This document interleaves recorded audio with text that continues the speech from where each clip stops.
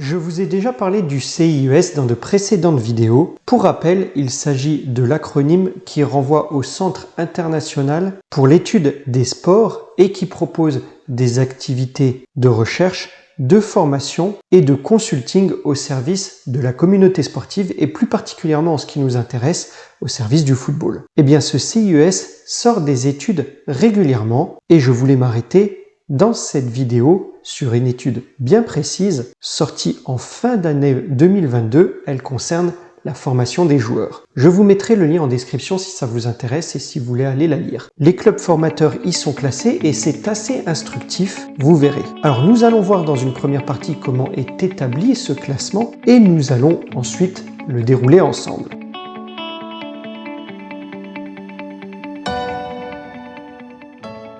Bonjour les amis et bienvenue dans cette nouvelle vidéo concernant donc les clubs formateurs en Europe. Vous voulez connaître quel club fait le plus grandir vos poussins? Enfin je sais, on ne parle plus de poussins, on parle plutôt d'un U auquel on associe une lettre qui renvoie à un âge.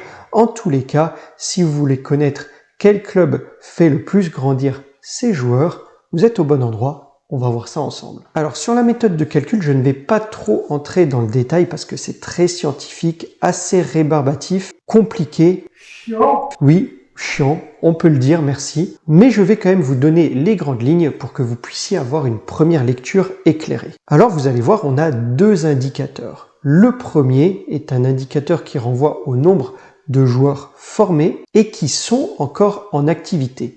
Et là, vous allez voir, c'est assez simple puisqu'il s'agit d'un simple décompte. Le deuxième indicateur est un indice de formation et c'est celui-ci qui est un peu plus compliqué et qu'il faut que je vous explique en quelques phrases. Alors, en très résumé, pour l'indice de formation, on associe le temps de jeu d'un joueur au niveau sportif des équipes pour lesquelles il a joué ou des compétitions auxquelles il a participé. Et alors là, normalement, vous devriez vous poser des questions.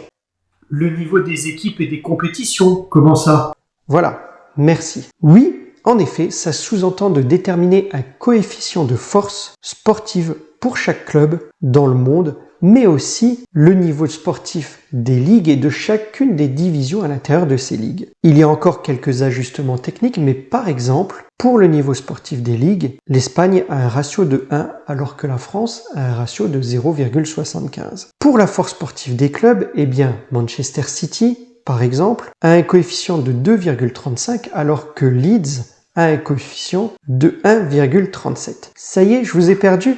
Rassurez-vous, on ne va pas aller plus loin parce que je ne vous récupérerai jamais. Retenez que ça permet de repérer les jeunes pépites, puisqu'à talent similaire, des joueurs régulièrement alignés dès leur premier âge, tous les cas dès leur plus jeune âge, sont mieux préparés à une carrière réussie. En connaissant les minutes jouées par ces footballeurs, dans les compétitions de club ou avec leur équipe nationale, ça permet de mettre en évidence les talents les plus prometteurs. Dites-vous aussi, si vous vous posez la question, qu'il y a un classement distinct entre les joueurs de champ et les gardiens de but. Ces derniers ont effectivement un score plus élevé parce qu'ils sont moins soumis à des efforts physiques et donc moins assujettis à des remplacements. En 2021, eh bien par exemple, c'était David Alaba qui avait le meilleur score au niveau des joueurs de champ. Et Thibaut Courtois avait quant à lui le meilleur score au niveau des gardiens de but.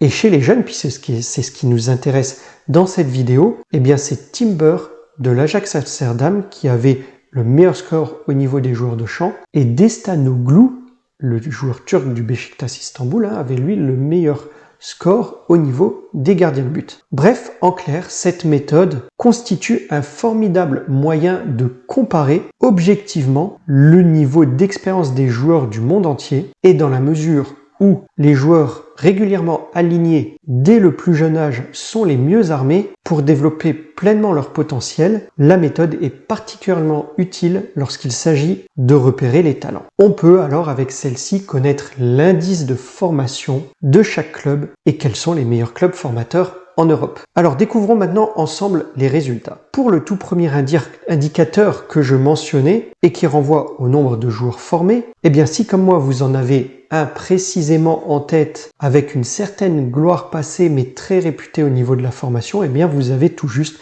puisqu'il s'agit de l'Ajax Amsterdam qui est le premier sur le podium en comptabilisant les 31 ligues avec 85 joueurs formés, il domine le classement. Benfica et plus étonnamment en tous les cas pour moi, le Dynamo de Kiev viennent compléter le trio de tête. On a ensuite pas mal de clubs de l'Est et le premier gros club européen se classe 7e et c'est le Real de Madrid. Notons aussi la présence du PSG à la 11e place, suivi de près, juste derrière, 12e, par l'Olympique Lyonnais. Si maintenant on s'intéresse à l'indice de formation, l'indicateur que je vous ai expliqué tout à l'heure, et si on s'en tient uniquement au Big Five européen, voici ce que donne le classement. Le Real est toujours devant le Barça et premier de ce classement, alors que l'Olympique Lyonnais inverse un peu la tendance et se retrouve 3e devant le PSG, 4e, et finalement Manchester United est 5e et vient compléter donc ce top 5. Je vous laisse apprécier le classement, faire pause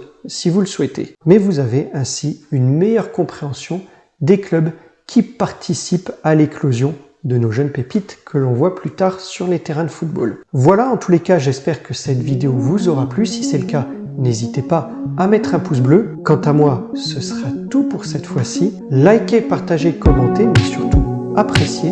Et je vous dis à très vite pour une prochaine vidéo. Portez-vous bien les amis. Au revoir.